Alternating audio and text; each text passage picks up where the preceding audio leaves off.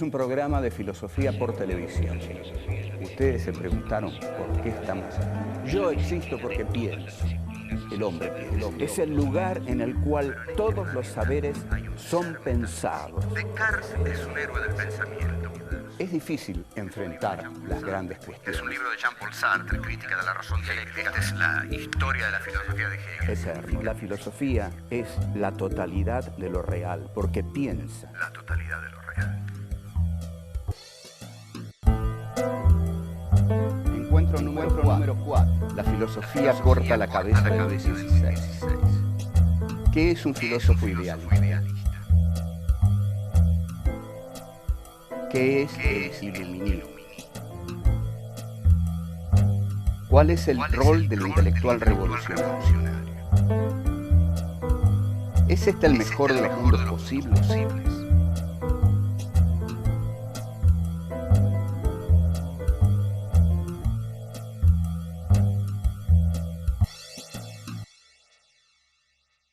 Habíamos visto que la filosofía no era la historia de lo que llamamos antes los héroes de la filosofía, sino que la filosofía es la historia de los desarrollos históricos en los cuales los filósofos forman parte de ellos, y Descartes concretamente surge en la filosofía como aquel que expresa la subjetividad capitalista, al sujeto capitalista, al hombre del capitalismo. Y que para esto tiene que darse todo un proceso histórico en el cual el descubrimiento de América, Copérnico, Galileo, Giordano Bruno cuestionan el orden de la teología medieval. Surge así el ergo sum cartesiano, el pienso, luego existo, que es partir del sujeto como punto indubitable del conocimiento de la realidad. Esta partida del sujeto, partir del sujeto como punto inicial para el conocimiento de la realidad, es lo que llamamos las filosofías idealistas. Las filosofías idealistas son aquellas que parten del yo para conocer la realidad. Vimos todos los problemas que se le causaban a Descartes para justamente demostrar la existencia de la realidad externa. Como Descartes se había preguntado si todo lo que existía y todo lo que él veía ahí afuera realmente era real, existía, y había imaginado la posible existencia de un genio maligno que lo engañara. Pero había dicho, ese genio maligno no puede existir porque Dios es absolutamente bueno, y si yo veo todas esas cosas allá afuera, debo confiar en la veracidad divina. Dios no habrá de engañarme. Pero para esto tenía que demostrar, seguimos repasando, tenía que demostrar la existencia de Dios. Y para demostrar la existencia de Dios, entonces Descartes dice, Dios existe porque Dios es perfecto y la idea de la perfección está en mí. Y si la idea de la perfección está en mí, no la puedo haber puesto yo, que soy un ser imperfecto. La tiene que haber puesto un ser perfecto, y ese ser perfecto es Dios. Nos acercamos entonces ahora. Vamos a pasar de Descartes a un pensador que se las trae. Miren, yo voy a ser sincero con ustedes. Immanuel Kant no es un filósofo fácil. Vivió toda su vida en la ciudad de Königsberg, escribió la Crítica de la razón pura, que es su obra fundamental, junto con la Crítica de la razón práctica y la Crítica del juicio.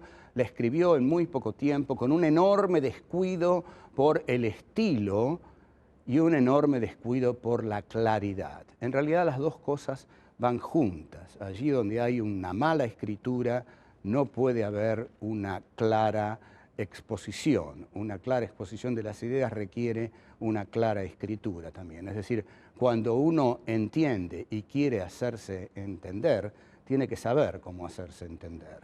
En este sentido, el estudio de la filosofía, cuando se aplica a la docencia, tiene dos partes fundamentales. Una es que uno entienda, y la otra es que uno sepa cómo transmitir ese conocimiento.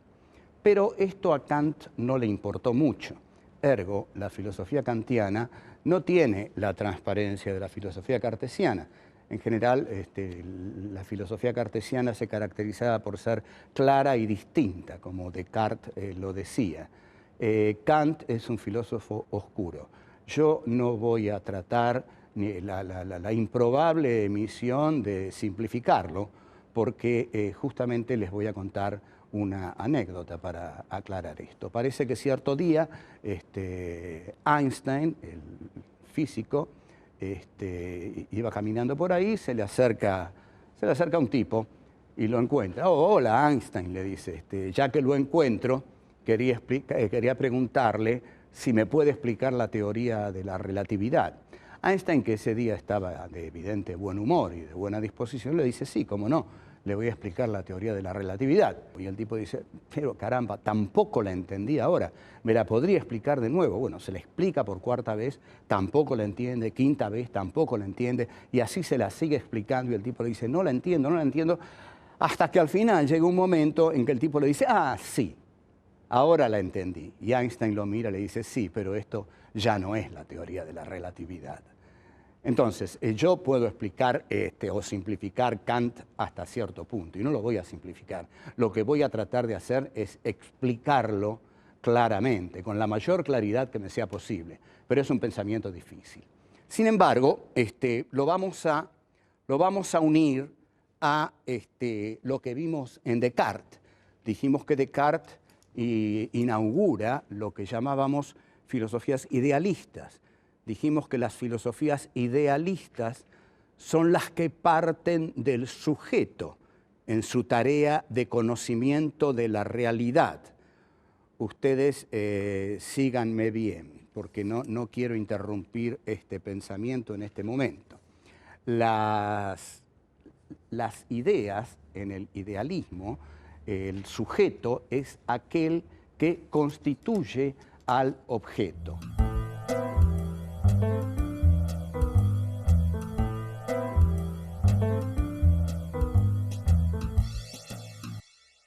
¿Qué pasa con Kant? Kant es un filósofo que viene después de Descartes, por supuesto, pero después ¿en qué sentido? En un sentido histórico fundamental. Nosotros dijimos que Descartes, cuando dice pienso, luego existo, le corta la cabeza a Luis XVI. Habíamos dicho que 13 siglos de Edad Media no habían acelerado la historia en absoluto porque el hombre esperaba que todo lo hiciera Dios y no hacía nada salvo esperar el cumplimiento de la promesa divina y el reino de los cielos.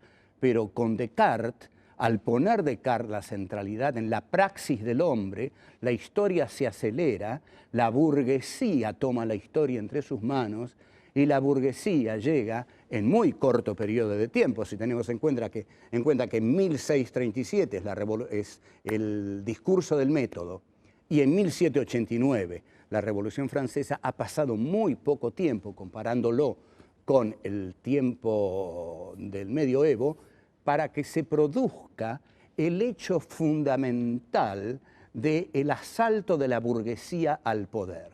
En 1789, en efecto, con la toma de la Bastilla y el decapitamiento de Luis XVI, la clase capitalista burguesa se adueña del poder. Esto va paralelo al avance del conocimiento en filosofía.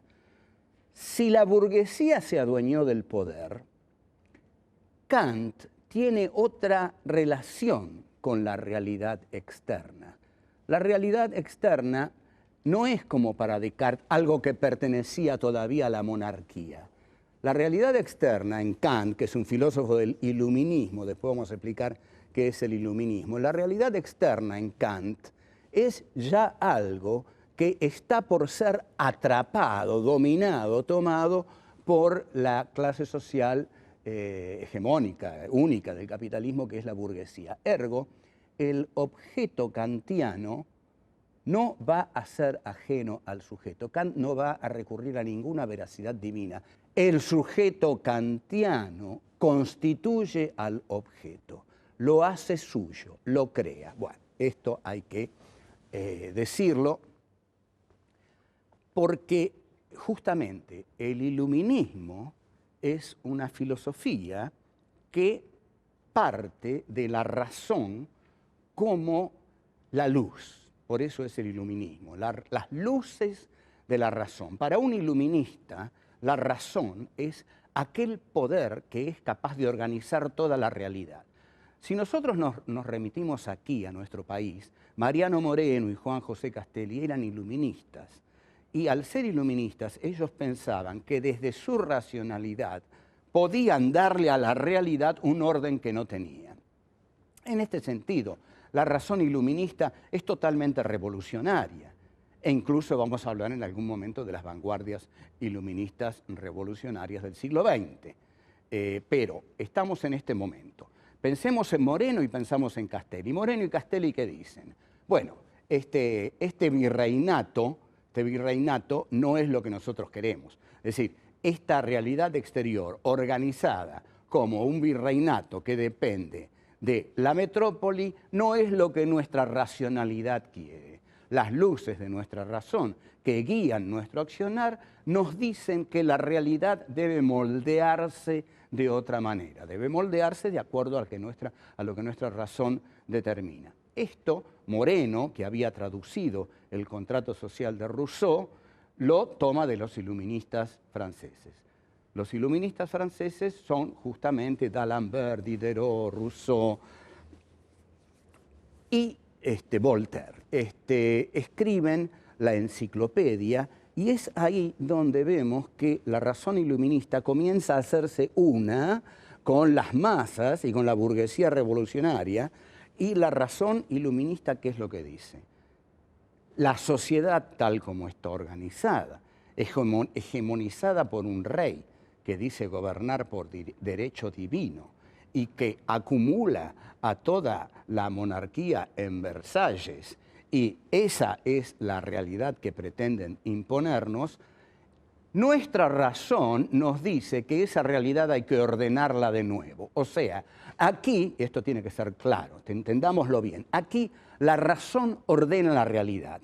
La realidad esa que yo veo con un rey que dice gobernar por derecho divino, y todos sabemos que nadie gobierna por derecho divino porque el hombre se adueñó de la historia. Y como el hombre se adueñó de la historia, nadie que me venga a decir que gobierna por derecho divino, señores, porque aquí los lazos con Dios los cortamos. Los cortó Descartes ya en 1637. Así que los revolucionarios franceses hacían la Revolución Francesa en nombre de los derechos del hombre. Y los derechos del hombre no admitían ningún liderazgo de reyes que dijeran gobernar por derecho divino. Entonces, esa realidad, dicen los iluministas, los racionalistas franceses, esa realidad que vemos ahí hay que cambiarla, porque nuestra razón nos lo está diciendo. Esa realidad no se compadece, esa realidad no está de acuerdo con lo que nosotros pensamos.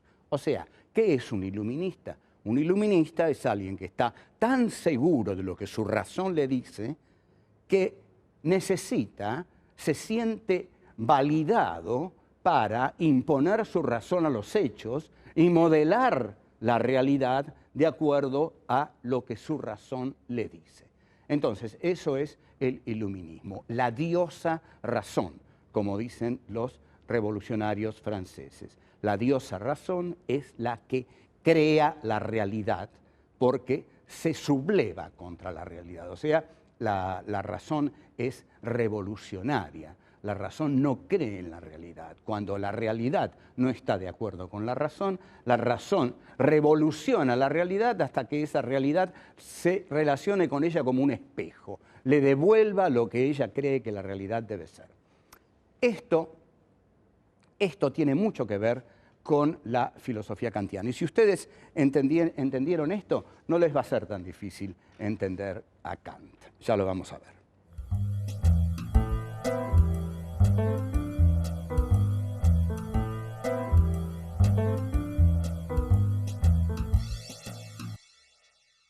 El rol del intelectual revolucionario lo estamos viendo. Los pensadores que impulsaron la Revolución Francesa, los llamados enciclopedistas, eran intelectuales, filósofos revolucionarios que vieron que el sentido de su época era que una nueva clase social, o al menos una clase social distinta a la que tenía el poder político, porque el poder económico ya estaba en manos de la burguesía, veían estos intelectuales que la clase burguesa, capitalista, debía tomar el poder político que todavía estaba en manos de la nobleza. Entonces, estos intelectuales escriben un texto, que es la enciclopedia, donde las brillantes plumas de D'Alembert, Diderot, Voltaire, Rousseau, se unen para explicar lo que está pasando, y en tanto lo explican, lo aclaran, es decir, inciden en los revolucionarios, porque los revolucionarios, siempre que la realidad es puesta en ideas, ya no solo luchan, sino que saben por qué luchan. Aquí, en 1845, cuando los unitarios de Montevideo, que luchaban contra Rosas, leen el Facundo de Sarmiento, dicen una frase notable: ahora sabemos por qué luchamos, dicen.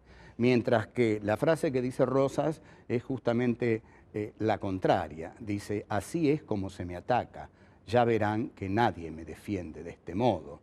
Entonces, el rol del intelectual es saber que participa de la historia, saber que la historia cambia, percibir esos cambios y hundirse en ellos como un elemento más, pero como el elemento de la comprensión, como el momento de la intelección del cambio.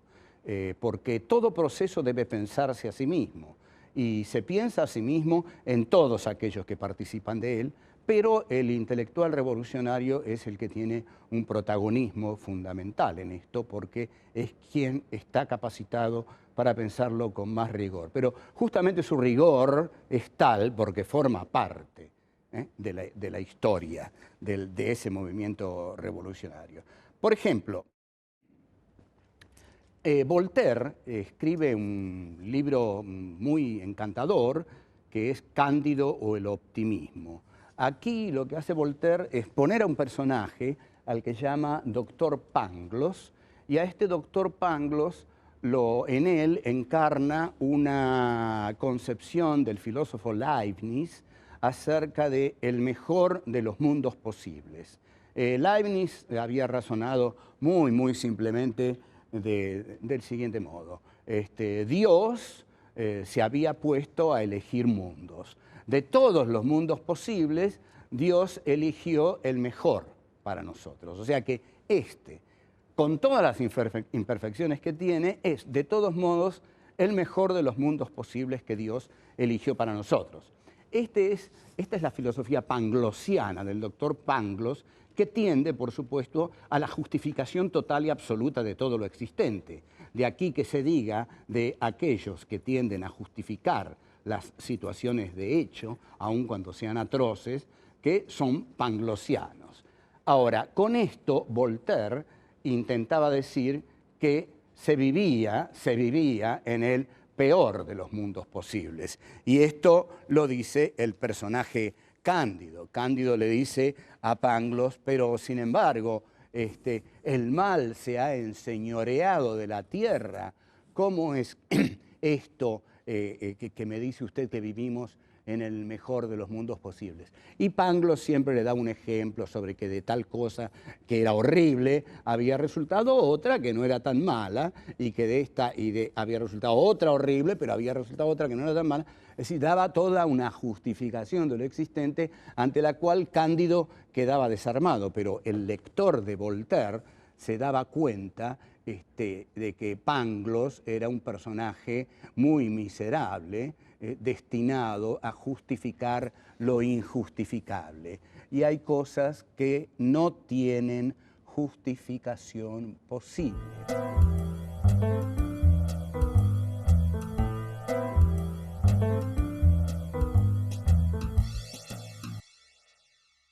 Marx dice, la filosofía tiene que estar al servicio de tornar explícita la ignominia.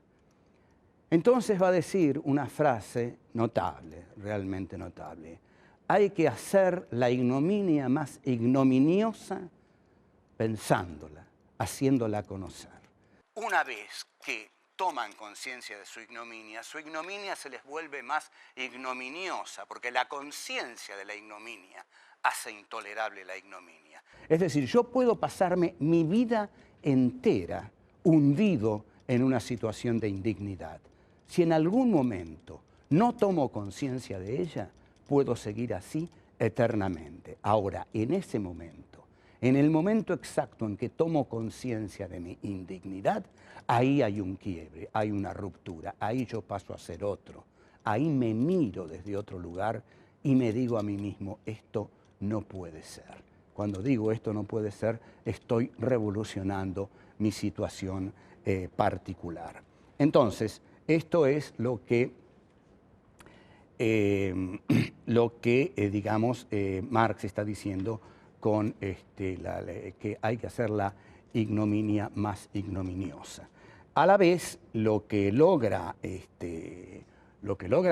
Voltaire con su Cándido, que es una novela, es una breve novelita, Cándido, que la lee mucha gente, es lograr la irritabilidad de las masas. Convengamos que si hay masas irritables, son las masas de la Revolución Francesa. La Revolución Francesa no es solo la toma de la Bastilla, también es el terror, es Robespierre, Saint-Just, la guillotina, en fin, un proceso tremendamente complejo, pero el principio revolucionario de los ideólogos era irritar a las masas, llevándolas al conocimiento de la situación de indignidad en que vivían. En la medida en que tomaban conciencia de esa situación de indignidad, la irritabilidad crecía y la rebelión estaba más cercana. La rebelión es imposible cuando no existe la conciencia de la indignidad. Lo que hace imposible la conciencia de la indignidad es creer que vivimos en el mejor de los mundos posibles. Como no vivimos en el mejor de los mundos posibles, algunos viven en el mejor de los mundos posibles. Digamos que hay una relación aquí de cierta incomodidad, que para que algunos vivan en el mejor de los mundos posibles, otros tienen que vivir en el peor de los mundos posibles. Esta tremenda injusticia que subyace al sistema social casi único en estos momentos, esta situación tiene que llevarse a la conciencia de aquel que padece la indignidad. Es decir, entonces yo diría que gran parte de la tarea de la filosofía es revelarle o conseguir que aquel que está sumergido en el oprobio durante su existencia, tome en algún mundo conciencia de este oprobio. En la medida en que toma conciencia de este oprobio, la decisión de cambiarlo empieza ahí. En la medida en que no la toma, va a seguir siendo siempre una mera cosa de un aparato que la explota, que lo explota. Pero también todo eso tiende a que el individuo no se encuentre con su propia subjetividad, que no llegue a ese momento en el que diga, pero esta es la vida que yo quiero vivir, este soy yo, esto es lo que soñé para mí, esto es lo que yo soñé de joven. ¿Hasta qué punto estoy traicionando absolutamente mi juventud? Porque yo pensé algo para mí cuando era joven. Después lo fui pensando cada vez menos. Después entregué esto, después entregué aquello, después entregué aquello, y ahora estoy aquí, entregado, idiotizado, viendo estupideces todo el día, obedeciendo órdenes durante el día, comiendo mal y viendo estupideces y durmiendo mal también. Esto tiene que cambiar. Ese momento exacto es el de la conciencia crítica, el de la conciencia crítica. La conciencia crítica es ese momento en el cual el individuo descubre su yo verdadero, íntimo, el yo desde el cual él se permite cuestionar su propia vida y el mundo que lo rodea. Y esto es realmente muy, muy alentador. La filosofía debe ayudar en estas cosas a que ocurran. Son muy valiosas.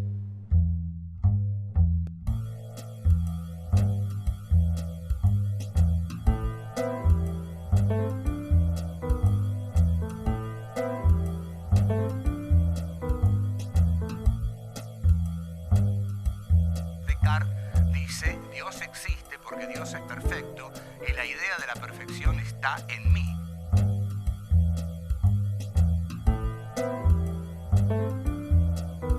Para un iluminista, la razón es aquel poder que es capaz de organizar toda la realidad.